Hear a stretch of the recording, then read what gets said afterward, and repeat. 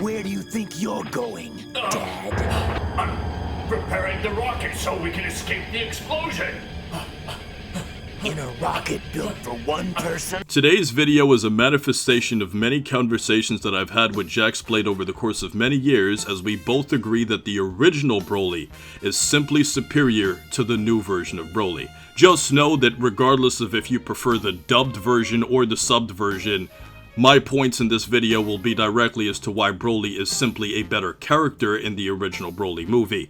He essentially became a wrestler when he was fighting against our characters in the first movie. And what made his character so interesting in the original Broly movie is the fact that he becomes increasingly more intelligent as he goes into his legendary Super Saiyan state. He actually starts having conversations with our characters in many ways, and I can give you a few examples of some of the lines that he used directly to illustrate some of the things that Broly said. Kakarot, how much do you love your son? A little green bug has come to get squashed. Hey! What do you say you give us a handicap? Is that another word for coughing?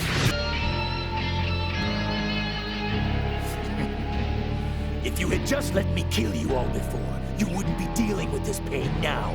You're all complete and utter waste of Saiyan blood. I am the ruler of all Saiyans, even you, Broly. Then please try your best to make me kneel before you. Ah. And what was that supposed to be? Goku. Poor Goku.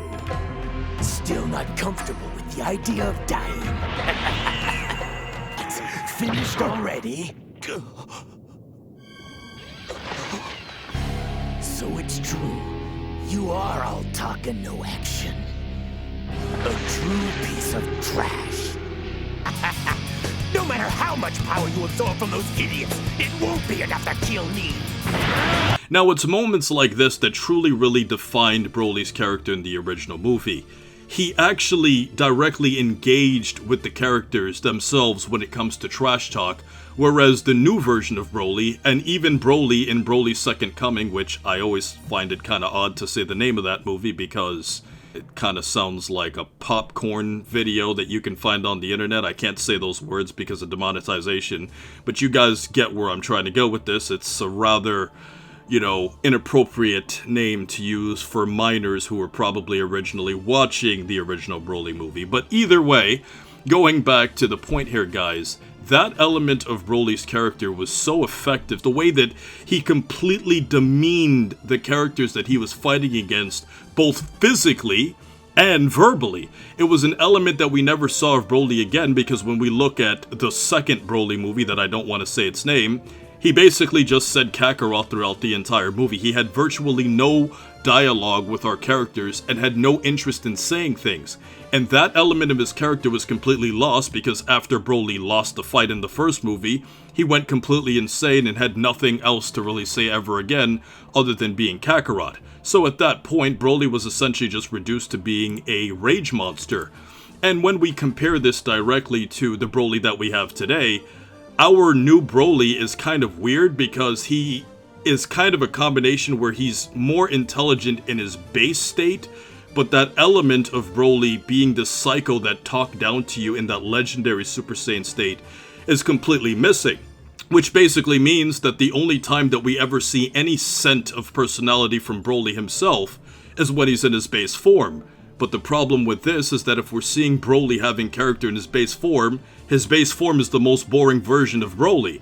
And because Broly is now a good guy and is now going to be a part of the main cast of characters, it simply just takes away from the fun that we had watching the original Broly movie and seeing that because it was a self-contained movie, at least at that point before the sequels came out, it was interesting to see this original Saiyan character talking the way that he talks, fighting the way that he fights, in his particular manner where he's this big, huge, hulking guy, but is also self-aware of all of these insulting things to say towards the characters that are fighting him. And one other thing that we can also add here too is also dealing with the gang fights.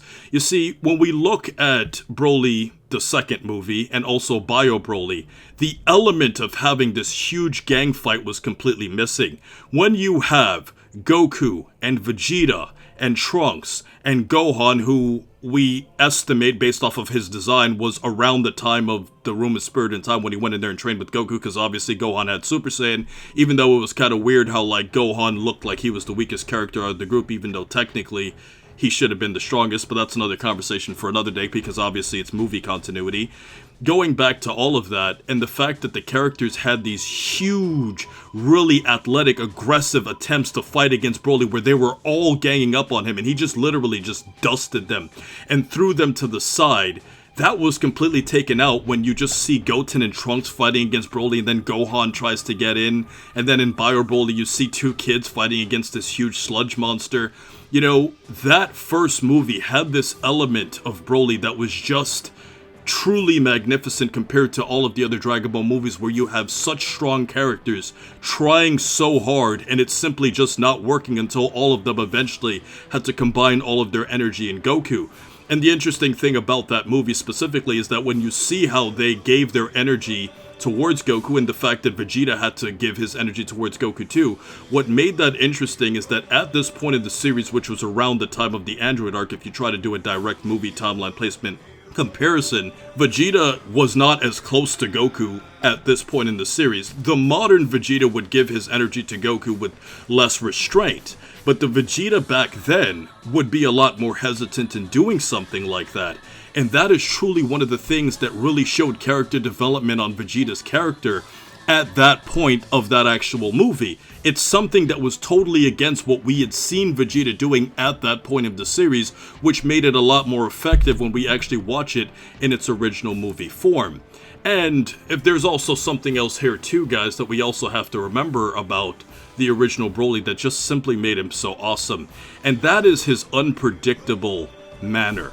You see, we even see in the original Broly movie, it's probably the most hilarious scene in the history of Dragon Ball that I showed at the beginning of this video, but that is when Broly actually crushes Paragus and kills him. And the fact that you see the level of sarcasm, and no matter what language that you watch this scene in, because I've seen this scene in multiple different languages with different text, it's saying completely different things. And this one scene is so effective in just creating extreme humor, but also showing the psycho side of Broly, where he's taking enjoyment of killing his father after Paragus was trying to essentially use his son to just lure those Saiyans away and try to get revenge. It's kind of seeing a twist of fate where Paragus himself used his son to try to kill all of these characters, but then, in a twist of fate, Broly kills his own father as a result of what Paragus was trying to do to him, and basically using his son as a pawn on the chessboard, you know, to basically be killed. That Paragus was truly an actual villain in that actual original Broly movie, where he had deep ambitions to try and get revenge against King Vegeta, whereas in Dragon Ball Super Broly, it doesn't really feel like Paragus is a villain at all. It just seems like he's just a pawn under Frieza, but seeing the fact that Paragus was actually the true original villain of the Broly movies and Broly's just basically the muscle to Paragus's brain was an element of Broly that we just never saw before, and seeing that character dynamic was just really interesting, seeing them as an actual Dragon Ball pair. And also we have another moment too where we also see, you know, Broly having that moment where he essentially just destroyed an entire planet for fun, and then he just starts laughing about it. Like, that level of Psycho Broly was missing in basically every other Broly movie that ever took place after the original old Broly. And there's another flashback scene of Broly that we have to mention, and this is the one where we actually see Broly when he's a lot younger, and Paragus is having a hard time trying to control him. In this scene, we find out how Paragus actually lost his eye and the reason why he had to use a device to control Broly later on.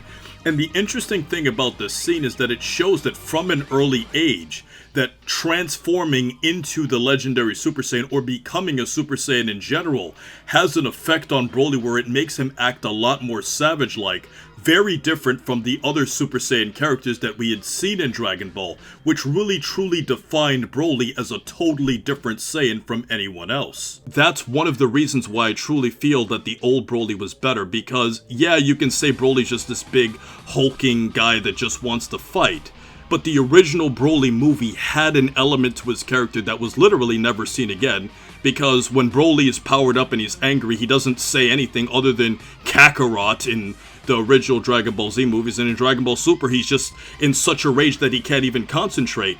And the fact that we saw that in the new Dragon Ball Super movie, that Broly actually has a, rather decent relationship with Paragus and actually went crazy when Frieza actually killed him, that was interesting to see a new twist to his character where, Broly was actually upset about Frieza doing that. But also seeing Broly killing his own father just added this totally different feel to the original Broly movie that we just never, ever saw again. And I feel like the original Broly movie made Paragus' character himself a lot better than even what Broly was, even though Broly was better in the original movie too. So seeing the fact that Paragus and Broly were so much better in the original Broly movie itself is the reason why old Broly is better than new Broly.